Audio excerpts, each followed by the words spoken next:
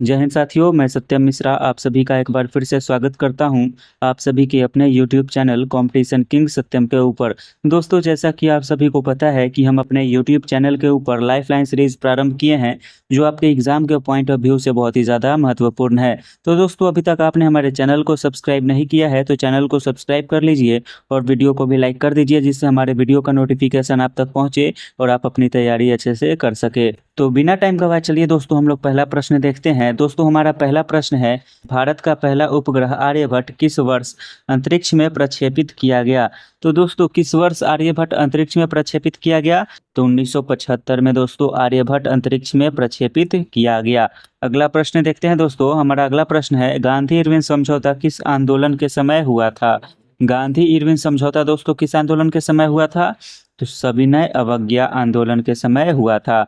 Gandhi Irwin समझौता कब हुआ था दोस्तों? गांधी इरविन समझौता तो 5 मार्च 1931 को हुआ था और सविनय अवज्ञा आंदोलन के समय हुआ था। अगला देखते हैं, संविधान सभा की पहली बैठक कब हुई थी? दोस्तों, संविधान सभा की पहली बैठक कब हुई थी? तो 9 दिसंबर 1946 को हुई थी। संविधान सभा की पहली बैठक कब हुई थी? तो 9 दिसंबर 1946 को हुई थी। अगला प्रश्न देखते हैं, हरित क्रांति का संबंध किससे है? हरित क्रांति का संबंध किससे है? तो खाद्यान्न उत्पादन से हो जाएगा दोस्तों।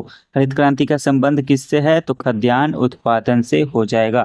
अगला प्रश्न देखते हैं, भारत का सबसे बड़ा नदी द्वीप माजुली किस राज्य में है? भारत का सबसे बड़ा नदी द्वीप माजुली किस राज्य में है? तो असम में है। माजुली द्वीप दोस्तों किस राज्य में है? तो असम में स्थित है। अगला प्रश्न देखते हैं, मानव शरीर की सबसे बड़ी ग्रंथि कौन सी है? मानव शरीर की सबसे बड़ी ग्रंथि कौन सी है? तो यकृत हो जाएगा। मानव शरीर की सबसे बड़ी ग्रंथि यकृत और सबसे बड़ा अंग पूछे तो त्वचा। सबसे बड़ा अंग त्वचा और सबसे बड़ी ग्रंथि यकृत। अगला प्रश्न देखते हैं, ऑपरेशन फ्लड का संबंध किससे है? ऑपरेशन फ्लड का संबंध किससे है? तो दुग्ध उत्पादन से। तो ऑपरेशन फ्लड का संबंध किससे है? तो दुग्ध उत्पादन से हो जाएगा। अगला प्रश्न देखते हैं, भारतीय रिजर्व बैंक की स्थापना कब हुई थी? भारतीय रिजर्व बैंक की स्थापना कब हुई थी? तो 1935 में हुई थी। भारतीय रिजर्व बैंक की स्थापना किस वर्ष हो गई थी? तो 1935 में हो गई थी। अगला प्रश्न है दोस्तों, भारत में सबसे पहले रेलवे किस वर्ष शुरू हुई थी? भारत में सबसे पहले दोस्तों रेलवे किस वर्ष शुरू हुई थी? तो 1853 में लॉर्ड डलहौजी के शासनकाल में।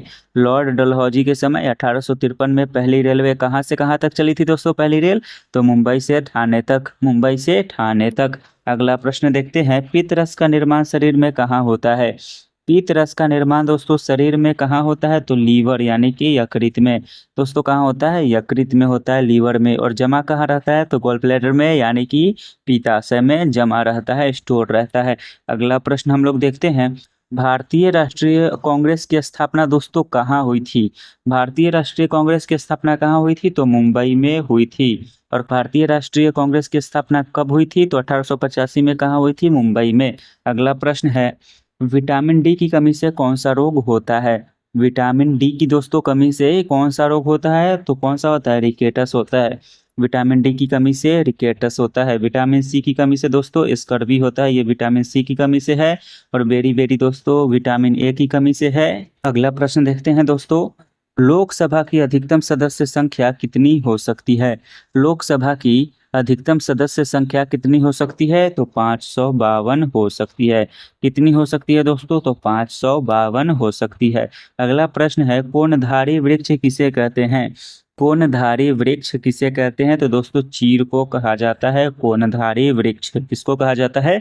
तो चीड़ को कहा जाता है। अगला प्रश्न है दोस्तों, पुलकेशिन द्वितीय किस वंश का शासक था?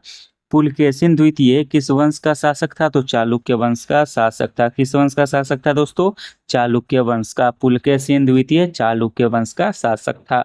अगला प्रश्न है, भारत में सबसे बड़ा कोयला उत्पादक राज्य कौन सा है? भारत में सबसे बड़ा कोयला उत्पादक राज्य कौन सा है? तो झारखंड है। कोयला उत्पादक सबसे बड़ा राज्य भारत में झारखंड है। अगला प्रश्न है, डीएनए की संरचना का पता किसने लगाया था? डीएनए की संरचना का पता किसने लगाया था? तो किसने लगाया था? वाटसन और क्रिक ने लगाया था। दोस्तों किसने लगाया था? वाटसन और क्रिक ने लगाया था। अगला प्रश्न हम लोग देखते हैं दोस्तों, आजाद हिंद फौज की स्थापना किसने की थी? आजाद हिंद फौज की स्थापना किसने की थी? तो सुभाष चंद्र बोस ने की थी। किसने किया था दोस्तों? सुभाष चंद्र बोस ने किया था। अगला प्रश्न है, नालंदा विश्वविद्यालय की स्थापना किस शासक ने किया था? नालंदा विश्वविद्यालय की स्थापना किस शासक ने किया था? तो कुमार गुप्त ने किया था। किसने किया था? कुमार गुप्त ने। अगला प्रश्न देखते हैं जो हमारा अंतिम प्रश्न होने वाला है। G20 शिखर सम्मेलन 2023 की मेजबानी किस देश ने की थी? G20 शिखर सम्मेलन 2023 की मेजबानी किस देश ने की थी? तो किसने किया था? तो दोस्तों अपना भारत ने किया था।